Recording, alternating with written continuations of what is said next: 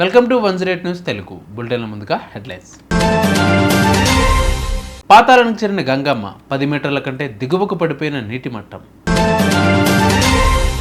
Summer దెబ్బకు కిక్కిరిసి నడుస్తున్న RTC బస్సులు కొత్తవి కావాలని వినతులు.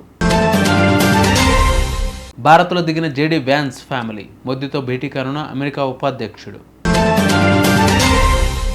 రాష్ట్రంలో ఎండలు పెరిగిపోయాయి. దీనితో నీటి వాడకం కూడా అదే స్థాయిలో ఉంటుంది. చెరువులు, వాగులు, కుంటలు అడుగంటుతున్నాయి. భారీ జలాశయాల్లో నిల్వలు ఆవిరైపోతున్నాయి. దీనితో ఈ ప్రభావం భూగర్భ జలాలపై పడుతోందని, చివరి దశలో ఉన్న పంటలను రక్షించేందుకు పాతాళగంగను మరింతగా తోడేందుకు అన్నదాతలు ప్రయత్నం చేస్తున్నారు. భూగర్భ జలవనరుల శాఖ నివేదికను పరిశీలిస్తే మార్చి నెల తెలంగాణ రాష్ట్ర సగటు నీటి మట్టం 9.91 మీటర్ల వద్ద నమోదైంది.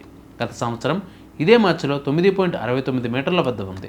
ఆ తర్వాత ఆగస్టు చివరిలో కుంభవృష్టి కురవడంతో రాష్ట్ర వ్యాప్తంగా భూగర్భ జలమట్టం పెరిగింది. అక్టోబర్ నుంచి వర్షాలు సన్నగిలడంతో క్రమేపీ నెల నెలా భూగర్భ జలమట్టం పడిపోతూ వస్తుంది. ప్రస్తుత ఏప్రిల్లో క్యుములోనింబస్ మేఘాల ప్రభావంతో అడపాదడపా భారీ వర్షాలు కురుస్తూ ఉన్నాయి. అయినా వాటితో భూగర్భ జలాలు పెరగవని నిపుణులు అంటున్నారు. ఏడాదిన్నర క్రితం వరకు డ్రైవర్లు, కండక్టర్లు బస్సులు ఆపి ప్రయాణికుల కోసం ఎదురు చూసేవారు. కానీ ఇప్పుడు సీన్ రివర్స్. ప్రయాణికులే వాటి కోసం ఎదురు చూస్తున్నారు. ఆర్టీసీ బస్సులు అన్ని ప్రయాణికులతో కిటకిటలాడుతున్నాయి. కానీ రద్దీకి సరిపడా బస్సులు లేక ప్రయాణికులు మాత్రం విలవిలలాడుతున్నారు. డిమాండ్కు ప్రస్తుతం ఉన్న బస్సుల సంఖ్యకు మధ్య భారీ వ్యత్యాసం ఉంది. మరొక వైపు కాలం చెల్లిన బస్సుల సంఖ్య ఆర్టీసీలో పెరుగుతూ వస్తోంది. ఒక్క ఏడాదిలోనే 3,539 కొత్త బస్సులు కొనుగోలు చేయాల్సిన పరిస్థితి నెలకొంది. ఢిల్లీలోని పాలెం వైమానిక స్థావరంలో దిగిన వ్యాన్స్కు కేంద్ర మంత్రి అశ్విని వైష్ణవ్ స్వాగతం పలికారు. భారత దళాలు వ్యాన్స్కు గౌరవ వందనం చేశాయి. అనంతరం పలువురు కళాకారులు నృత్య ప్రదర్శన చేశారు.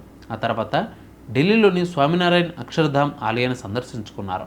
అనంతరం చేనేత ఉత్పత్తులను విక్రయించే దుకాణాల సముదాయాన్ని సందర్శిస్తారని సంబంధిత వర్గాలు తెలిపారు. చూసారుగా ఇవాళ బులెటిన్ అప్డేట్స్. మరిన్ని అప్డేట్స్ కోసం మా ఛానల్ 108 TV 24/7 ఫాలో అవ్వండి. నమస్తే.